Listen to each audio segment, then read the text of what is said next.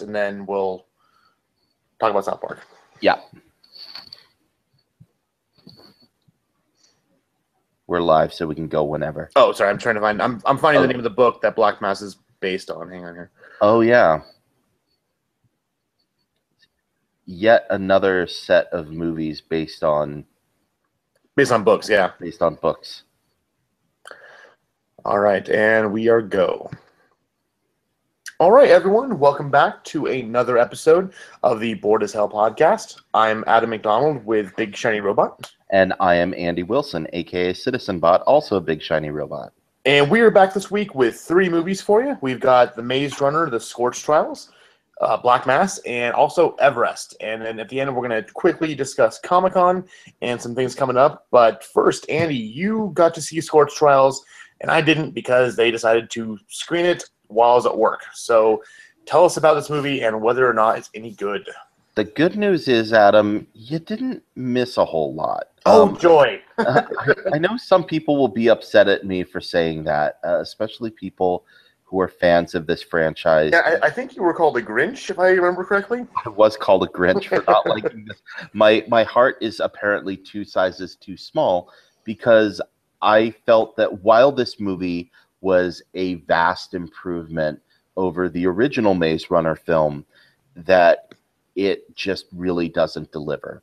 It tried incredibly hard to be that epic, dark, character-driven middle chapter that a lot of movie trilogies have. So like the Empire Strikes Back kind of setting. Exactly. And it spent so much time trying to be Empire Strikes Back and trying to be Dawn of the Dead and trying to be the Two Towers that it never coalesces into its own film and its own narrative.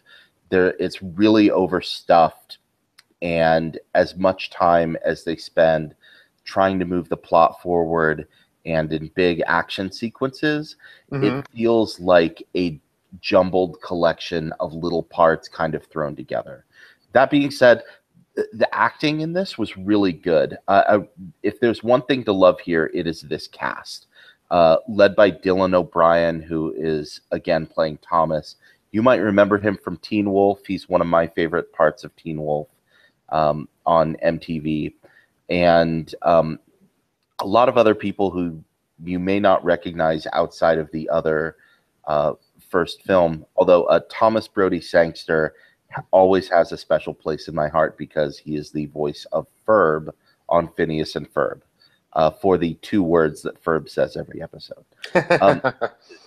There are also some other great people who show up in this. Aidan Gillen, who is on Game of Thrones, is the bad guy chasing him out through the Scorch and through the desert here, and really relishes in that bad guy role the same way he really does as Littlefinger. And so it's another cool way to see him kind of stretch those acting muscles. Giancarlo Esposito shows up very briefly as the leader of a gang who might give them shelter, might turn them back over to the people who are chasing them. And let me just say, one of the best uses of I Go Walking After Midnight by Patsy Cline in recent movie history or pop culture history. And an all too brief appearance by Alan Tudyk, who for the 5 minutes he's in the movie makes it 100 times better, but it's just too little too late. But overall, this movie is just kind of a mess. And it feels like it was spiraling up and up and up and up and up to try and build to something. And what it's building towards is the inevitable sequel that is telegraphed so hard from the end of this. I mean, they did that at the end of the first movie, too. Yeah, I was going to say, doesn't the first one pretty much end on a cliffhanger to be continued, like cut in the middle of a scene, fade to black, and then credit roll? I mean, I've heard it was pretty cut and dry. Yeah, exactly. And that was one of the most disappointing parts of the first movie, I thought, is that it ended so abruptly. Here, it doesn't end quite so abruptly, but it ends with one of those sort of, well, what are we going to do moments. And they're like, this is when we're going to fight and we're going to take it back. And you're just like, it's so predictable. And if it wasn't so laden with the tropes of the other movies that it was very aggressively stealing from, it would be a lot more enjoyable. That being said, if you really love this series of books, you might find some enjoyment here. People who aren't fans of this series of novels, maybe not so much. I'm feeling not very charitable towards this, and I gave it a 3.5 out of 10. Ooh, wow. I heard, and again, I didn't see it, so I guess they go in the desert, and there are these like zombie creatures that if you get bitten or scratched, you turn into one of them or something like that. Yep. Doesn't it take place in a mall? There is a large sequence that does take place in a mall. Haven't we seen this before? Yeah, I mentioned to you that it aggressively steals from movies like Dawn of the Dead. So yeah, this is it just felt very unoriginal in doing all of those things just like that. Yeah, it's I don't know. A friend of ours went and saw it, and he was sitting there, and at the end, I guess something happens, and like, well, how are you? Like you mentioned, how are we going to go get them? And it kind of cuts like a whole end of Empire Strikes Back where they have to go get Han, and he just sat back and laughed. He's like, "F you." That sounds pretty much like my reaction. I was not very pleased with where they went with this. Like I said, it just felt very unoriginal. And I mean, being based on like a series of YA novels, I mean, actually, the author lives here in Utah. So he lives 20 minutes away from me. Oh, really? Yeah. I had no idea. Well, good for him, and I hope he enjoys his paycheck. And this isn't the worst movie ever. I definitely didn't hate it on the same order as, Pixels, but I just found it kind of boring and really aggressively steely from other movies. Yeah, well, it's winning the box office, so well, someone's going to go see it.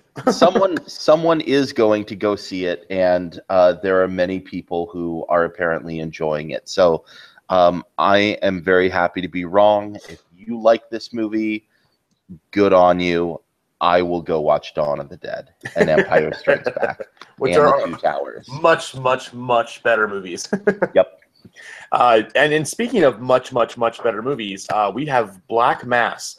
So, for those who aren't familiar, Black Mass is based on the book called Whitey, The Life of America's Most Notorious Mob Boss by Dick Lear and Gerald O'Neill, who were reporters with the Boston Globe, who pretty much broke the story about Jimmy or James Whitey Bulger, who, if you're not familiar with him, he was pretty much the biggest mob boss in the country for 20 years between 1975 and 1995, because he was basically a FBI informant. Now, in this is discussed in the movie, he was basically doing this to rat out his rival gangs. So basically the Italian crime families, and he would feed them loads of information so that the FBI would go fight his battles for him. And through this, he eventually became the biggest kingpin in Boston. So it was a huge story when it broke and found out that the FBI was involved. Gigantic, kind of big mess, egg on their face. He went on the run. So Black Mass is pretty much almost like a biopic. I'm sure there's some fiction thrown in there, but they really do a good job of following the story of what actually happened. And Johnny Depp, in a fantastic role, probably the best role he's done in, God, I can't think the last time he was this good, plays the main character, James Whitey Bulger, who is just some small-time kind of crime boss in South Boston.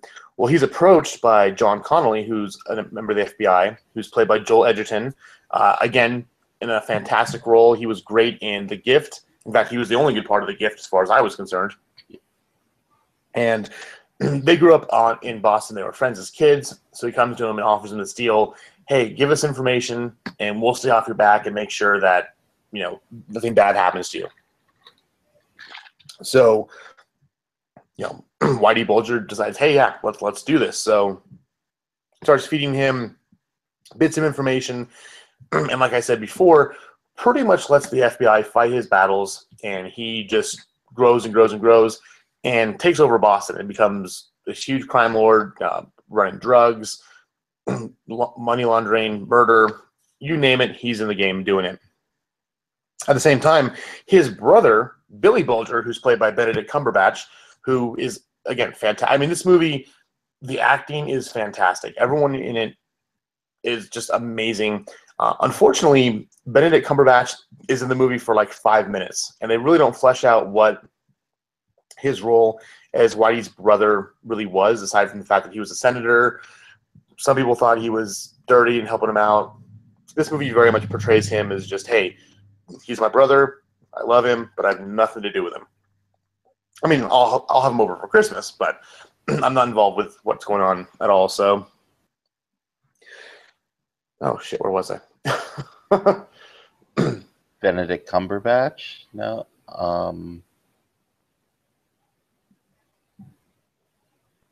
Oh, shit, I was going on about his family, and I can't remember his name. God damn it.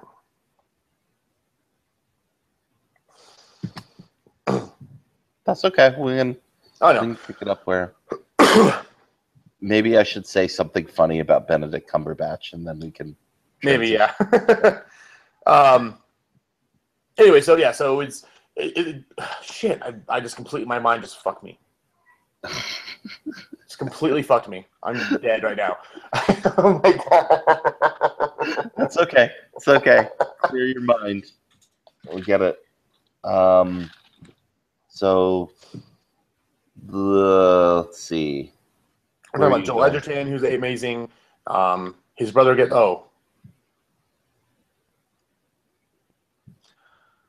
Oh, my God. I haven't mind fucked this bad in a long time.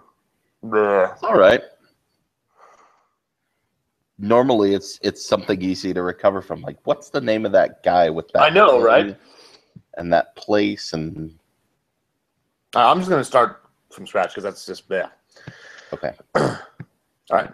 Speaking of movies that are not horrible and also based off a really good book, we have Black Mass, which is almost a biopic of James Whitey Bulger. The movie is based on the book Whitey, The Life of America's Most Notorious Mob Boss. It was written by Dick Lear and Gerald O'Neill, who were reporters with the Boston Globe, and pretty much uncovered the story of what happened with Whitey Bulger and his involvement with the FBI. So for those who aren't aware of this, James Whitey Bulger was one of the most notorious crime lords of the last couple decades. And he got that way because he made a deal with the FBI where he would give them information about his enemies, the Italian crime families, and he would let them fight his battles for him. So essentially he was state-sanctioned crime in Boston. And they agreed to kind of look the other way when he was doing things. And because of this, he rose to become one of the most notorious and horrible crime lords in the country, probably since I'd say maybe like Al Capone. I mean, it was that big. So Black Mass tells this story, and Johnny Depp plays the main character, James Whitey Bulger, in probably the best role he's been in since I can remember. This is why we love Johnny Depp. I mean, he's been playing different versions of Jack Sparrow in the last, I'd say, 20 movies he's done. Either that or Hunter S. Thompson. I mean, it's gone back and forth. But he just fully inhabits this character. They use a lot of makeups and prosthesis. They give him a fake dead tooth and thin his hair out. So there's a lot of makeup involved. But he is just so menacing and evil. And, he just, every time he's on screen, you're just riveted to him. And he's helped out with this by Agent John Connolly, who's played by Joel Edgerton, who, again, a fantastic role, fantastic job. He's a great actor. He was the best thing about The Gift. And he keeps on proving again and again that he is an up-and-comer who I guarantee you we'll see at the Oscars, next couple years. But he's the FBI agent who grew up in South Boston with Whitey Bulger. They were friends as kids, and approaches him and says, "Hey, come be an informant for us. We'll help you out. We'll watch your back." And of course, being a gangster, Whitey Bulger doesn't like rats. In fact, during the movie, he straight up murders a few of them. But he says, "Well, it's not really a rat if I'm giving you information about my enemies." So he turns FBI informant. FBI kind of watches his back, and he's untouchable for the next 20 years as he grows in power and pretty much takes over all of Boston until finally a new FBI prosecuting attorney comes in, who's played by Carrie Stoll, who is just bewildered by the fact that no one's gone after Whitey Bulger. I mean, they know he's dealing drugs, laundering money, murdering people, and everyone takes a look over, overlooks what's going on. So he starts digging into it, and through all this, eventually gets leaked out to the Boston Globe what happens, and everything comes tumbling down. Whitey Bulger flees and was on the run for almost 20 years. In fact, he was just finally caught a couple years ago. So that's what it was. I kept remembering that I'd seen Whitey Bulger's name in the news recently, and I couldn't remember what for. Like he died, but exactly, yeah. So he was on the run for like 20 years from the FBI, and they just barely caught him. Yeah, it was about 16 years. And there are some rumors that he actually turned himself in, like he gave out a tip because he was just tired of running, which you almost can't blame him for. He was actually the number 2 on the FBI's most wanted list, right below Osama bin Laden. So that's how on point they were for getting this guy. Crime doesn't pay, kids. Except for the 50 years that he was doing it. Yeah, exactly. But this movie, you go see it for the acting. I mean, we talk about how September is generally a slow month. It's it's the leftovers from August. But if you remember, I think it was September or maybe early October last year that we got Gone Girl, and Gone Girl kind of ushered in the beginning of the Oscar season. And Black Mask definitely has that feel. Will he get nominated for an Oscar? No. For the movie itself, no. Acting, you might see some stuff for Johnny Depp. Because like I said earlier, this is 100% his movie, and he is just fantastic in it. I mean, like I say, if you want to go see one of the best, I'd say, yeah, easily one of the best performances this year is his take on Whitey Bulger. He fully embodies this person, and every time you see him on screen, you want to cringe. Not to be outdone, though, Joel Edgerton, you can almost say the story's more about him. It's about how he gets in tight with Whitey Bulger and kind of protects him out of either loyalty or liking the lifestyle of being with these kind of big-name famous people. It's almost more about his rise and fall as well, because at the end of it, he ends up going to jail for conspiracy to commit murder and a bunch of other horrible things. But everyone in this is fantastic. Benedict Cumberbatch has a very small role as Billy Bulger, his brother, who's a state senator, who there was some talk if he was involved or not. And the movie generally says, hey, he's a brother. I love him. I'll have him over for Christmas. But that's it. I have nothing to do with what's going on. Kevin Bacon is Joel Edgerton's boss at the FBI. Corey Stoll is amazing. And again, for the brief moments that are in the movie. The only problem I have with this is they almost try to humanize Whitey Bulger. There's a big scene about how he's a loving husband. His son passes away from Reye's disease, and his mom passes away, and they have him at a funeral. And all these little moments are kind of strung together to make him seem human. But then in the very next scene, he's literally strangling someone with a rope. So those moments fall flat and really kind of seem to pad the movie. It's 2 hours, and it definitely feels the 2 hours, so it's a very, very slow-paced film. 15, 20 minutes cut out probably would have made it a better movie. But again, this is all about the acting. It's a fantastic job by everyone involved. Definitely the go-see movie of the weekend. I gave it an 8 out of 10. Wow, that's high praise. I didn't get a chance to see this, but I think with this kind of dearth of movies in the next week or so, I might have to swing back and pick this one up. Speaking of this kind of lull in movies. In very limited release this week, we have Everest, which is showing this weekend only on IMAX screens. And boy, wow, if you're gonna see Everest some way, you can go see it on an IMAX screen. It's one of the few movies you will ever hear me recommend to go see in 3D. But in IMAX 3D, this is, I think the next movie that's going to come out that will even be close to this will be The Walk, which is the story about the guy who did the tightrope walk between the Twin Towers. Oh, jeez. Yeah, and but this is an experience you have to see on a screen that big, because that makes the spectacle. Yeah, I agree. Even though this film could be very dark at times, and I meant that in terms of like the color palette, and I felt that the 3D washed out some of that color at some points, or that may have just been where I was sitting in the theater. 3D is not the most perfect technology, but it regardless, it's still worth it. There's just a little bit of a downside. But let's talk about what Everest is. Everest, it's a mountain. Yeah, well, it is, or as we're fond of saying in Utah, mountain. So a bunch of mountain climbers decide to climb up this really tall mountain, and no, Mount Everest is the highest peak in the world. I hope we know this. And every year, people try to climb it. In 1996, there was one of the worst disasters ever on the mountain, where a lot of people died, and this tells the story of that.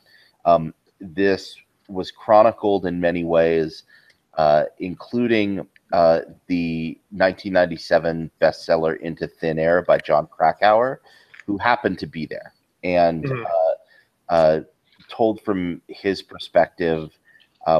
That's a great book, and how I knew about these events before going into there, and I really enjoyed that book. I wish I enjoyed the movie as much as I enjoyed Krakauer's novel, but that isn't to say that this isn't a good movie. This cast is absolutely amazing. Let's just kind of roll down everybody who's in here. Jason Clarke plays Rob Hall, who is a New Zealand or a mountain guide from New Zealand. He's a Kiwi, and man, that accent is like spot on this whole time. Oh yeah. He's just great.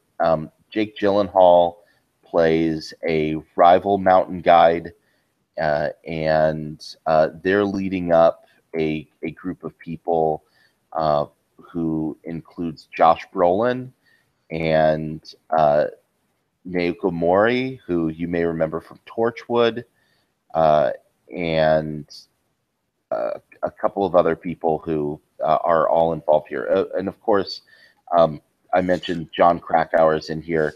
He is played by Michael Kelly, who you might remember from House of Cards as Kevin Spacey's little toady Stamper. And he is just like in that. He's great in this. So I thought that, well, why don't you tell us what you thought about it, and then I'll go into why I didn't like it as much as you. Yeah. So, at its heart, Everest is really an ensemble disaster movie. The Towering Inferno, 2012, all those kind of things, except the enemies and the dangers in this aren't aliens or earthquakes or fire. It's the mountain itself. I mean, and all the dangers associated with it. So hypothermia, and it's real. And it's real too. Yeah, this really happened. So like hypothermia, lack of oxygen, storms and blizzards and everything else that could pretty much, it's the mountain's attempt to kill everything that approaches it. In fact, the last couple of 1,000 feet are known as the death zone, because when you're there, you are literally dying. I mean, you have to have oxygen. It's so cold. I mean, people I think it's called brain hypoxia or something like that, where it's almost a form of dementia where they'll wander off a cliff. So, I mean, this mountain does not want to be climbed. It's at 28,000 feet. No one should be up there. And what? So the movie is excellent. It's so much fun and fun in a scary way, almost like a horror movie, because it's absolutely terrifying when they're on the mountain trying to scale it, and then they end up getting bottlenecked because, like we mentioned before, there was too many people trying to climb at one time. The safety ropes weren't fully secure by the Sherpas, so they end up summiting and coming down later than they expected. And because of this, most of the team gets stuck in this huge storm that hits them, and now they're on the face of a 28,000-foot tall rock with a blizzard in their face. And because of this, a lot of people end up dying. And that part it's scary, it's horrifying. I mean, when I was there, when they were at the top of the mountain, and it's, again, in IMAX, which is why you have to see this movie, and they're peering over the edge and like, oh, look at the cliff, I got vertigo. And it freaked me out. And then when they're huddled in a pup tent, when the blizzard comes in, and the sound is so amazing. I mean, you can hear the ice crevices moaning and shifting and collapsing, and the blizzard's ripping through you. I swear to God, that theater got colder. It's that much of a visceral experience. And that's what you go to this movie for, and that's what the trailers show you. The problem is the hour leading up to that of them climbing, getting acclimated, and the different, Jake Gyllenhaal and Jason Clarke, who both mountaineering teams decide to band together to go up at once. It's them just sitting there complaining about, oh, there's so many people up here, and oh, we're worried about this and we're worried about that. We get it. We know Everest is a dangerous mountain. We know people are going to die because we know history. But the movie spends too much time trying to develop these characters who we've already gotten a pretty good feel for. And I mentioned in my written review, it's almost like in a horror movie, they want to get you to know people, so when they die, you feel bad for them. That's kind of what they tried to do here. But in a horror movie, there's exposition, action, scare, exposition. This one, all the exposition's in the first hour, and all the scares and fun stuff's in the second hour. So it's not balanced very well. And really, there's no other way to do it for this kind of film than to have the beginning and then go to the good stuff. But they could have made the beginning a bit, again, like we said with Black Mass, maybe about 20 minutes shorter. They would have cut out some of the dialogue, would have made it a lot better. But once you get to when they're climbing the mountain and everything goes to hell, it's a fantastic ride. The good stuff. You're so morbid. That's terrible. Well, why? No, wait. You go to a horror movie because you want to see teenagers get killed. Yeah, I know. I'm just messing. Oh, I know. I completely agree with that, and I think I just found that a bit more grating. And the other part was they spent a lot of time explaining and setting up, and I think that they spent too much time explaining some things and not enough time explaining others. Mm-hmm. So it felt a little odd, and I don't know. It felt like this script needed a couple more polishes, even though they'd been working on this for a long time. Compared to Krakauer's original novel, which was incredibly well paced and riveting from the first several pages, this was not. And I just felt it was a very poor translation of something that had been done very well in other media previously, and this just wasn't done as well. Yeah, so it's not perfect by any means. There are issues with it. However, if you want to thrill ride and you want to see this on the biggest screen possible, check it out. It's IMAX 3D for this week. It'll be in wide release next Friday, but again, there's no reason to see it in a standard theater. You got to go see this on the biggest screen. I liked it a bit more than you did, so I ended up at a 7. It's got some warts, but I was able to overlook that because it gives you such a thrill ride in the last half. Yeah, I'm at a 5, so it was good, but not great. I mean, go see it, I guess, but I just am not as engaged with it. Yeah. So, all right. Well, that's going to do it for this episode of Bored as Hell. And wait, hold on. Andy, what did we talk about last episode? I think, what did we end on? Hang on just 1 second, Adam. We'll get to that.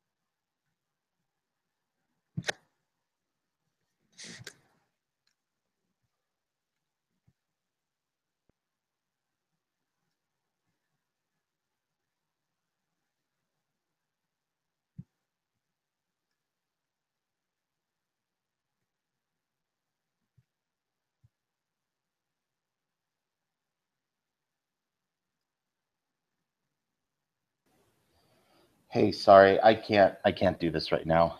I Okay. gotta. Let's just wrap it up, and we'll, yeah, not do that bit with the No problem. stuff. Sorry. You're fine. Ready? Yeah. All right, so that's going to wrap it up for this week of the Board as Hell podcast. This week coming up, because of Comic-Con and the fact that they're not really screening much for us, we are going to take a week off. However, I will have a written review of Stonewall that'll be posted next Friday, so keep an eye out for that. And if you are at Salt Lake Comic-Con, please come see me on Thursday and Saturday. I have a couple panels I'll be doing, so if you grab the app, and I hope to see you there. Have a good week, and hail Satan, and have a lovely afternoon.